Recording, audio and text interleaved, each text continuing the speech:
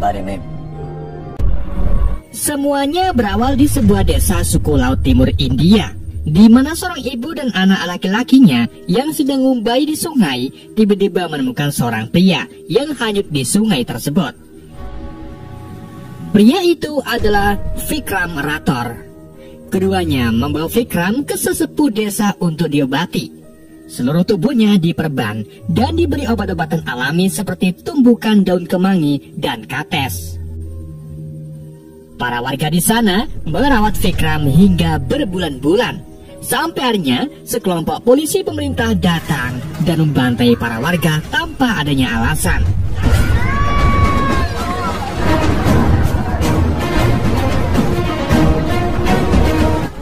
Di tengah keributan itu, semua warga berdoa agar diberi keselamatan. Dan dari sinilah si Vikram terbangun dan mulai membunuh para polisi tersebut dengan waktu yang sangat singkat.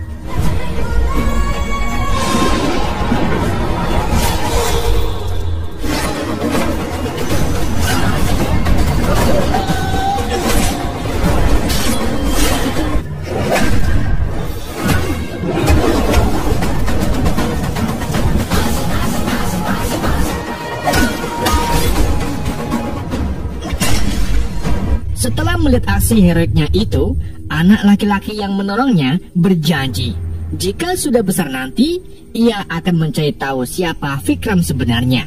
Karena saat ini, Vikram mengalami hilang ingatan. Scene kemudian berpindah ke 30 tahun kemudian, tepatnya di stasiun kereta di Mumbai, India, di mana 5 wanita bernama Kalki, Helena, Janvi, Eram, dan Laksmi yang membawa seorang gadis bernama Alia saling terhubung melalui alat komunikasi. Sementara itu, pria yang terlihat seperti Vikram mulai masuk ke dalam gerbong kereta bersama penumpang lainnya.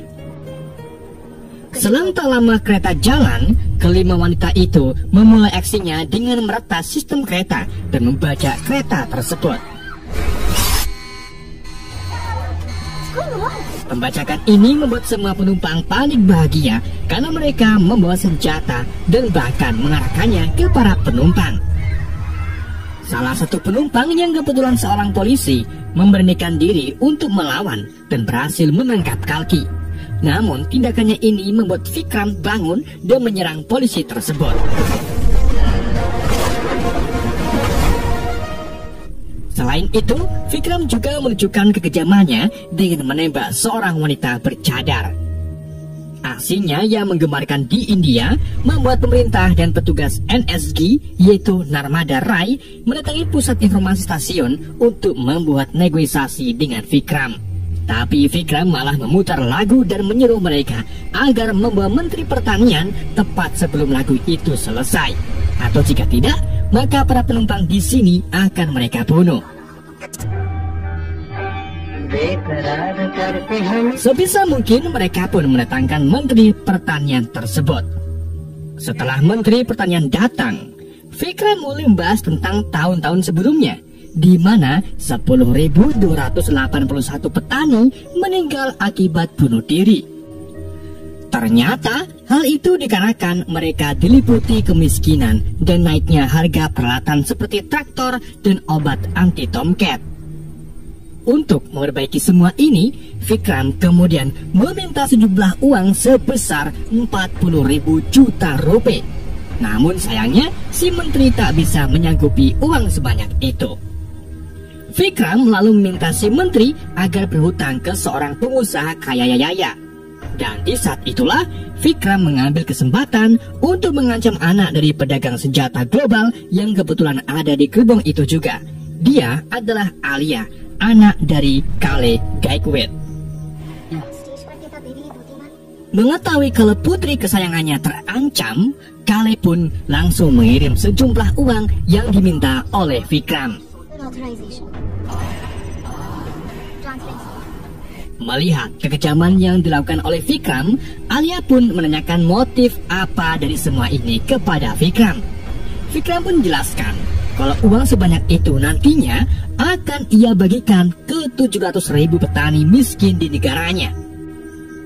Tidak cuma itu, Vikram juga menceritakan tentang ayah Kalki, yang jadi salah satu korban petani bunuh diri. Di mana pada saat itu, ayah Kalki yang punya hutang ditagih oleh debt collector dan dipermalukan di depan banyak orang. Setelah perlakuan tersebut, sang ayah tetap tegar dan bahkan bersemangat mengantar Kalki yang sedang mengikuti ujian sekolah. Namun begitu Kalki masuk, ia tak sengaja melihat berita di koran jika ada anggota keluarga petani yang bunuh diri, maka akan mendapatkan uang santunan sebesar 2 lakh rupiah atau sama dengan sekitar 37 jutaan. Ya bener. Menyadari tindakan ini sangat cuan, meskipun pindah alam, sang ayah pun tak punya pilihan lain dan akhirnya mengakhiri hidupnya.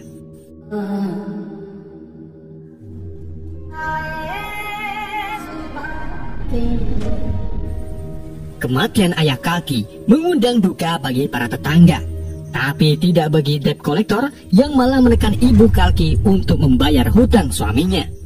Tentu saja hal ini membuat Kalki murka dan nekat membunuh debt collector tersebut dengan pacul dan berakhir di penjara. Setelah menceritakan hal tersebut, semua penumpang bersedih dan menaruh respon kepada Vikram beserta anak buahnya. Vikram lalu menunjukkan kalau ia sebenarnya tak begitu kejam sampai membunuh orang. Ia membangunkan wanita bercadar tadi yang ternyata pura-pura mati sekaligus anak buah Vikram bernama Iskra.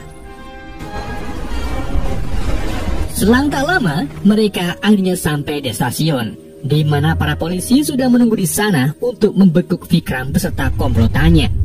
Tapi saat semua penumpang turun dari kereta, mereka semua memakai topeng yang sama seperti Vikram, sehingga para polisi kewalahan untuk menemukannya. Mereka lalu dikejutkan dengan tembakan dari dalam gerbong. Setelah tembakan mereda, mereka langsung memasuki gerbong tersebut, dan ternyata tembakan itu berasal dari boneka manekin. Rupa-rupanya Vikram dan anak buahnya sudah berhasil lolos melalui kerumunan penumpang-penumpang tersebut. Vikram dan anak buahnya lalu membagi semua uang dari menteri ke 700.000 petani di India. Uang tersebut membuat para petani yang kesusahan berubah menjadi bahagia. Uang tersebut juga berhasil mencegah beberapa petani yang hendak bunuh diri. Setelah misinya selesai, Vikram dan 6 kelompok wanitanya kembali ke tempat mereka bersembunyi, yang ternyata di sebuah penjara wanita di Mumbai. Dan 6 wanita itu merupakan narapidana.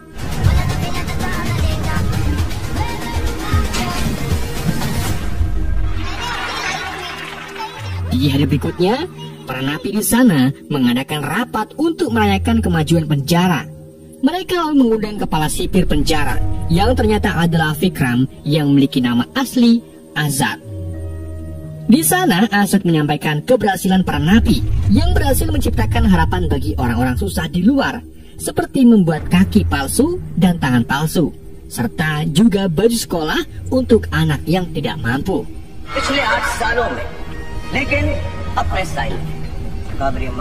Di keesokan harinya lagi, Azad dan ibu angkatnya bernama Kaveri pergi ke rumah wanita yang akan dijodohkan dengan dirinya, karena memang kebetulan Azad ini sedang jomblo. Namun dalam pertemuan itu, si wanita ada keperluan mendadak dan digantikan dengan anak gadis dari wanita tersebut yang bernama Suji.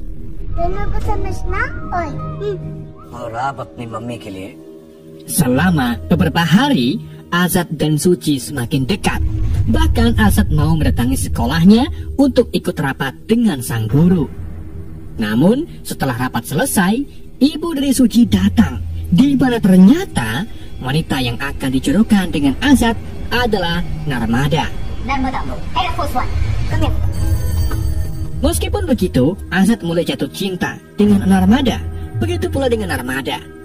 Keduanya lalu saling berbagi cerita masing-masing, namun tentu saja Azad tetap menyembunyikan dirinya yang sebenarnya sebagai Vikram.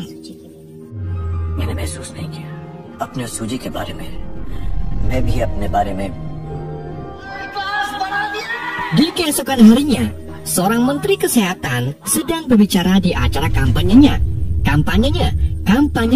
dengan meyakinkan semua orang kalau fasilitas di rumah sakit pemerintah adalah yang terbaik. Padahal nyatanya, puluhan rumah sakit di India saat-saat tidak memadai, di mana tabung oksigen, obat-obatan, dan peralatan medis tidak sesuai OJK. Dan bahkan, kelistrikan di sana sering jelek. Sang menteri terus berbicara tentang kebohongan dan bahkan meyakinkan mereka dengan menentang agar ditembak di bagian jantungnya. Dan di saat itulah, Kalki menembak dada sang menteri. Para petugas keamanan lalu manggil ambulan beserta pengawal untuk dibawa ke rumah sakit berbayar. Namun, di tengah jalan, rupa-rupanya tubuh sang menteri tak ada. Sang menteri serta sekretarisnya ternyata diculik oleh Azad dan timnya. Mereka membawa sang menteri ke rumah sakit pemerintah yang sebelumnya dibahas. Di rumah sakit itulah terlihat kalau apa yang dikatakan sang menteri tak sesuai dengan ekspektasi. Azad lalu menyiarkan aksinya itu di TV secara umum dan kembali bernegosiasi dengan Narmada. Azad mengungkapkan kalau 3 tahun yang lalu ada 40 anak yang menderita radang otak dirawat di rumah sakit pemerintah ini. Eram yang saat itu sebagai dokter di sana kemudian meminta ke direktur rumah sakit untuk mengirim berapa perlengkapan yang habis seperti tabung oksigen. Namun si direktur tak peduli karena tak ada konfirmasi dari Menteri Kesehatan dan lainnya. Alhasil, Eram pun terpaksa pergi ke bengkel-bengkel las untuk meminjam tabung oksigen mereka. Namun sayangnya, usaha Eram sia-sia karena puluhan anak telah meninggal terlebih dahulu.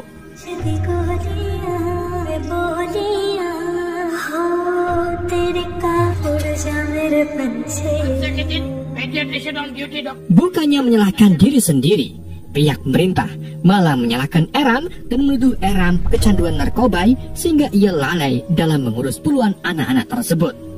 Dari situlah kita tahu betapa pemerintah mereka menjanjikan tetapi sudahlah. Karena kejadian itu, Azad menuntut untuk memperbaiki fasilitas umum rumah sakit pemerintah dalam waktu 5 jam. Atau jika tidak, maka nyawa Menteri Kesehatan yang jadi taruhannya. Tanpa pikir panjang, pemerintah pun langsung meningkatkan fasilitas rumah sakit mereka di berbagai wilayah. Dan akhirnya, usaha pemerintah memperbaiki fasilitas selama 10 tahun bisa terwujud hanya dalam waktu 5 jam saja. Setelah fasilitas rumah sakit sudah ditingkatkan, Azad dan yang lainnya pergi dari tempat itu. Namun sayangnya, mereka dihadang oleh para polisi dan memaksa mereka untuk terlibat tembak-tembakan.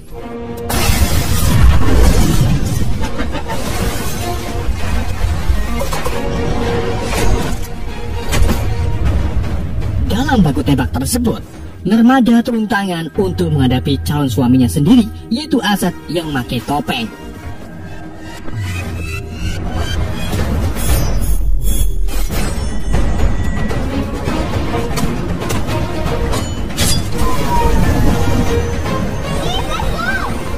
Ketika Azad hendak melarikan diri bersama timnya, Narmada berhasil menarik topeng Azad dan mendapatkan potongan rambutnya. Narmada pun kemudian meminta bawahannya untuk menggambar sketsa wajah Azad dari segala umur, sehingga mereka tahu siapa Vikram sebenarnya.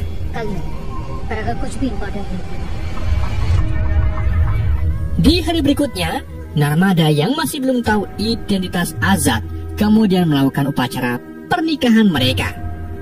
Singkat cerita, saat keduanya sedang honeymoon, Narmada mendapatkan pesan tentang sketsa orang di balik kejadian sebelumnya dan orang itu sangat mirip dengan Azad. Mengetahui hal ini, Narmada pun langsung marah kepada Azad karena merasa selama ini dibohongi olehnya. Di waktu yang sama, tiba-tiba rumah mereka disergap oleh beberapa orang dan keduanya berhasil diculik oleh adik Kale yang bernama Menis. Keduanya pun disiksa habis-habisan di sebuah gudang oleh anak buah Menis. Sampai akhirnya muncullah pria yang menghabisi anak buah Menis satu persatu.